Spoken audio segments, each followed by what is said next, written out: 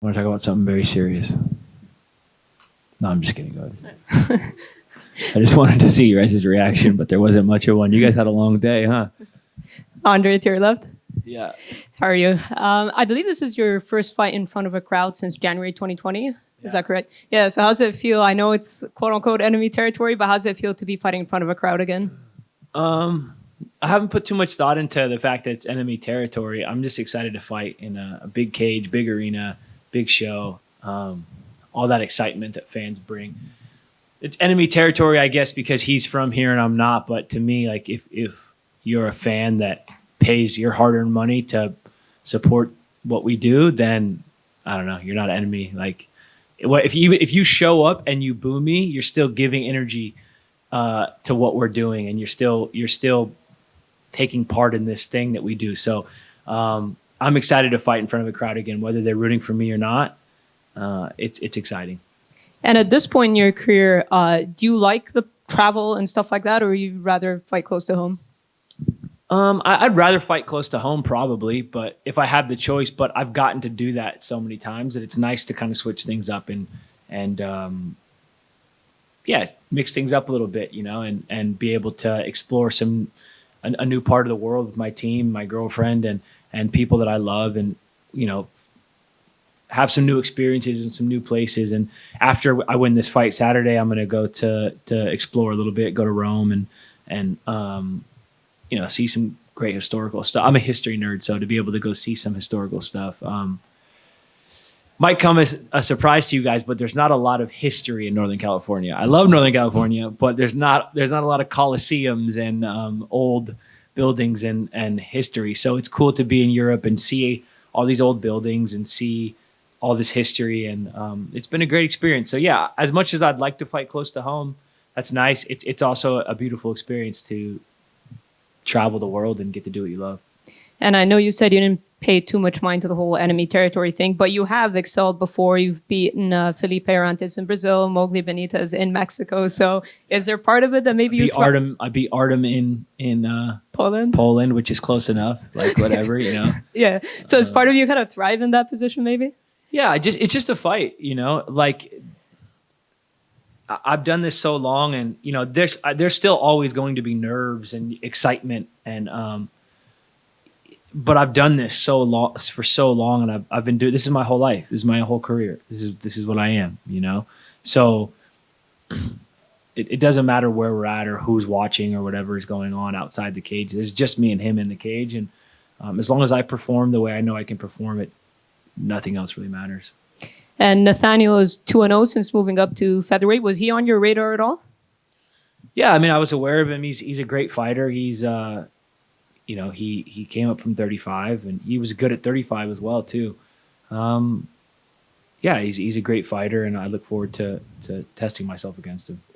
One last one from me. There's been a lot of debate on who the featherweight GOAT is. Wanted to get your opinion on who you think the greatest featherweight of all time is. I would say Artem Lobov. I beat him, so you're looking at him. Thank you. No, Jose Aldo is the answer for me. Jose Aldo is the answer for me. Jose Aldo's on my Mount Rushmore. I think Jose Aldo is an incredible fighter, once in a lifetime fighter. He's incredible.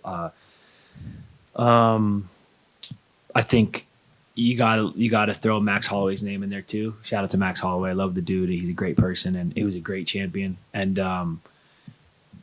And also a lot of respect to Volk, because Volk has been doing some really special things. It's been cool to see everything that Volk has accomplished. So, I mean, those are all like everyone that's a 45er is my competition, but I don't have any like jealousy or envy. Like that's not a trait that I have. Like I'm focused on myself. So I can look at someone like Volk and like it's really cool to see what he's done. Holloway, I consider a friend, and I loved seeing Holloway win fights and do well. But to me, the GOAT at 45 is Aldo. It'll always be Aldo. Andre, this year is the UFC's 30th.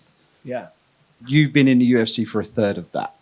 I think in October it'll be 10 Well, I'm going to head out.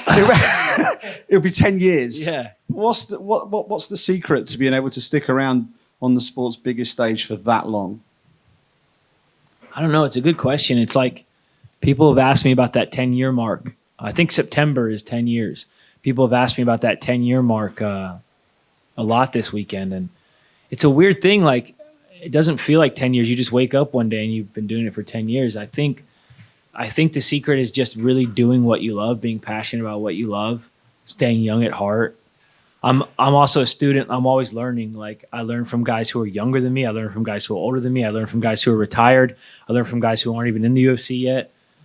I learn from everyone. I'm a student, and I don't think of myself like this 10-year veteran. I'm not like, in my head when I think of myself, I'm not a 33-year-old guy who's done this forever and has all the answers and has been through everything twice. I'm still 23. I'm still new. I still have a lot to prove. I'm still excited and young. And this is my mentality. Like, I don't feel 33. I don't feel like a 10-year veteran. I don't feel like a guy who's done everything. Like, I feel like a young, hungry kid. Like, I love this shit. I think when you do what you love, you could do it forever, you know? And, I've said this a few times this weekend. Like, Jim Miller looks the best he's ever looked. Dustin Poirier looks the best he's ever looked. Glover Teixeira just won a belt at 42. Like, you guys might be stuck with me for another 10 years, dude. I'm not going anywhere. Like, I've been in the UFC 10 years, but I'm only 33. Like, you guys are stuck with me. And I love the sport. I ain't going anywhere. So I think that's part of it, you know? Part of the longevity is just that I really love this shit, and there's nothing else I would rather do. So over the course of those 10 years, what's been the biggest change you've seen in the sport, and what's been the biggest change you've seen in yourself over that period of time? The biggest change I've seen in the sport is the UFC really stepping the game up and getting the PI set, and like the PI nutritionist. So shout out to Charles. He's incredible, man. He's my nutritionist from the PI. You know, the PI does, they handle not handle because you're the one that still has to do the work, but they set you up for success in every step. Like, they'll help you with your food. They'll help you with your supplements. They'll help you with your sleep routine. The amount of resources that fighters have now is incredible. That's the one and only time that I feel like the old guy. When the young guys get to the UFC and I'm like, yo, back in my day when we cut weight, we had to die. We had to do this, we had to do that. And now when guys cut weight, it's like a streamlined process because the UFC has the PI and the PI nutritionists and strength conditioning coaches and all the resources. It's just huge. It's a beautiful thing to see. And I think the UFC has done something really special with the PI and the resources for fighters. So that's the biggest advancement in the sport. The biggest advancement for myself is just the personal growth. You know, obviously you get better at fighting. I've been doing this for 10 years. I'm a more technical fighter everywhere. But that's not the biggest growth. The biggest growth for me has been my relationship with myself. You know, when I first got in the UFC, I pushed myself in a way that I think was important to get here. But it's not sustainable for 10 years. It's not sustainable for a long, healthy career. It's not sustainable for a happy, healthy life. You know, I pushed myself in a way where, you know, I never stopped to pat myself on the back. I never appreciated myself. My inner dialogue to myself was always harsh. I was never kind to myself. I hated myself at a certain point. And, you know, I don't know if it's age or wisdom or some of the things I've been practicing, like gratitude journals and these exercises. I could be a combination of all of them, but I've grown in a way where I love myself, you know, and even being able to say that in a room full of people is something that at any other point in my life, like I would have never been able to say that. So, that's been a huge growth for me. And I think it's affected my life outside of fighting immensely, but it's also immensely positively affected my life, in fighting, because as much as you need to push yourself and as much as you need to be hard on yourself and be disciplined and always demand more from yourself and have a little chip on your shoulder and be angry and all these things that make you a great fighter, it's also really important to love yourself and to take care of yourself and to treat yourself with kindness. And that's something I wasn't even able to do until recently. And it's a game changer. Thanks for sharing that. And just one more from me, just to get back to the actual fight itself. You look at Nathaniel Wood as an opponent. You say he's come up from bantamweight, obviously, and he was doing okay at bantamweight, as you said. What do you see as an opponent, and where do you see your skills sort of matching up in the cage? He's tough. He's aggressive. He's a dynamic striker. He's a high-level fighter. I think everyone at this level, at this day and age in MMA, is going to bring a complete, well-rounded game, and I would say the same for him. He's tough. He's got great boxing. He's got great low kicks. He trains with Brad Pickett, I believe. He's obviously got a wealth of experience. Brad Pickett's a legend, and he's got him in his corner. I've got Danny Castillo, who's another legend. It's like, this is the game now. Like, we're all dudes who are good at everything. We've got veterans of the sport in our corner, and we're going to put on a show for you guys. Appreciate it. Thank you. Andre, just over here. You've been in there with some of the best in the division. Where do you see your strengths in this fight? I think I'm better everywhere, to be completely honest. I think I'm a better striker. I'm a better grappler. I don't know how much of that you'll see. I think it's going to be a pretty exciting striking battle. Bit of a pissing contest probably, because the crowd will be cheering and he'll want to put on a show and I'll want to put on a show. But I just think I match up. The way that I'm built like an alien. I'm 5'11". I got 74-inch reach. I got long, skinny legs. I'm a creature, I'm built for fighting. I got crazy. My feet are like, I wear a size 13 shoe. Like, I'm built to fight. I'm built to throw head kicks. I'm built to throw body kicks. I'm built to throw punches. I match up well with everyone in this division. Like, there isn't a 45 where I don't match up with, and this is no exception. It's going to be really exciting. And you were forced out of your last fight in February due to emergency eye surgery. Can you talk a little bit about that? Yeah, it's just a little freak accident thing in training, no big deal. Like, it sounds worse than it is. Emergency eye surgery sounds like worse than it is.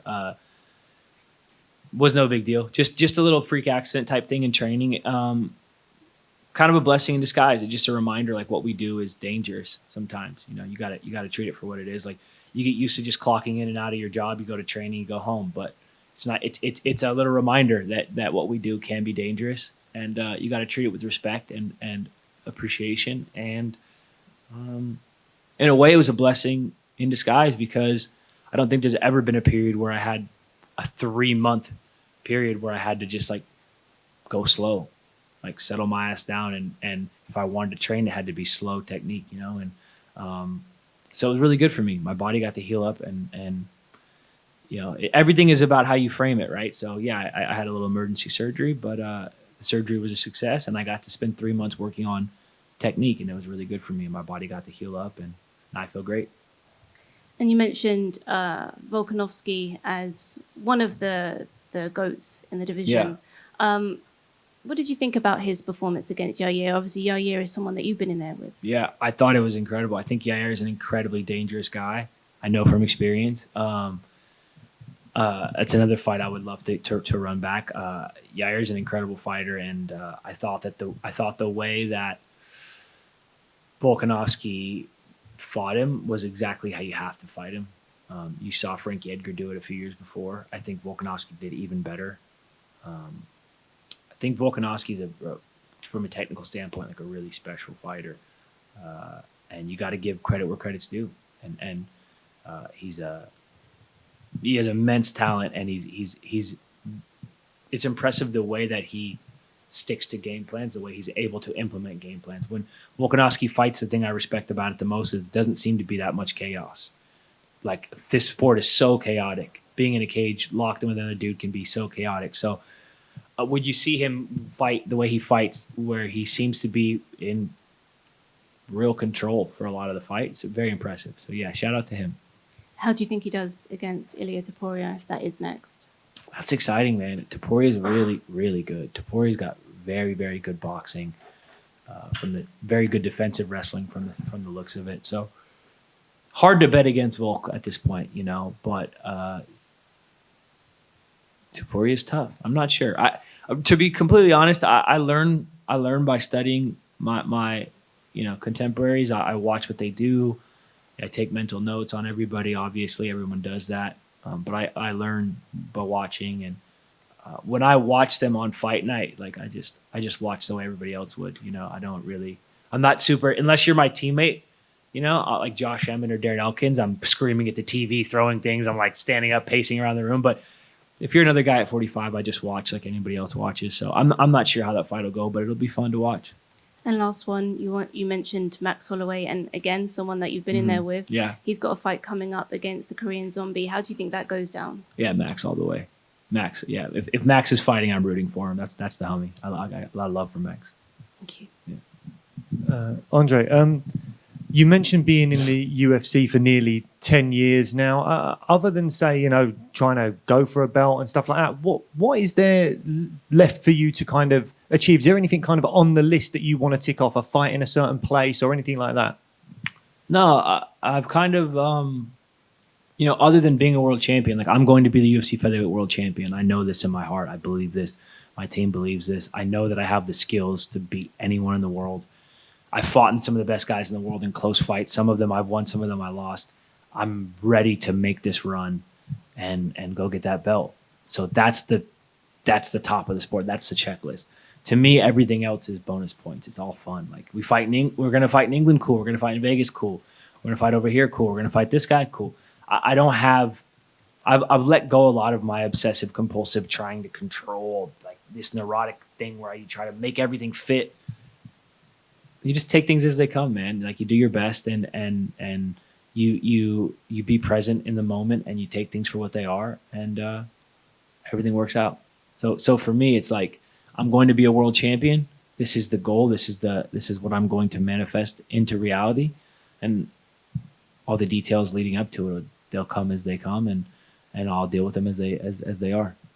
And I'm a fan of a really good pun, and your nickname is one of my favourite You like nicknames that in one, the huh? UFC. Yeah. I'm a big fan of it. Is there a story behind it, or is it just a good pun? I mean, it's a good pun, but it's also just that, like, I'm a feeler. Like, I'm a sensitive guy. I'm not the typical fighter guy. Like, I'll cry at a movie. You know what I mean? I'm very affectionate, and like, Megan O'Leary gave me that actually. Joe B's wife. Yeah, she started calling me that, and it just stuck instantly. And if you like a good pun, you got to talk to Michael Malott, because that guy's a machine, dude. Walk around with Mike Malott for like. He's in my corner this weekend. He's one of my best friends in fighting, man. He's a great person. It's my brother. Talk to Michael Malott for about 10 minutes and you'll get 10 puns. Like he's a machine. I've never seen anything like it. I'm not a pun guy, but that guy lives for it. Lives for it. I'll have to do that. World-class pun guy, yeah. Well, just off the back of you saying about the kind of emotional side of things, is there a movie that makes you cry a lot? What movie doesn't? Dude, the beginning of Up, maybe, or Up, break your heart, dude. La La Land. Have you seen La La Land? I have, yeah. I'll put my fucking head through the wall, dude. Oh God, La La Land. What else? Babe, what's the other movie that we watched? We just watched the one, and I was like, "What was the movie we just watched in theaters?" Oh, Spider-Verse? Dude, I watched...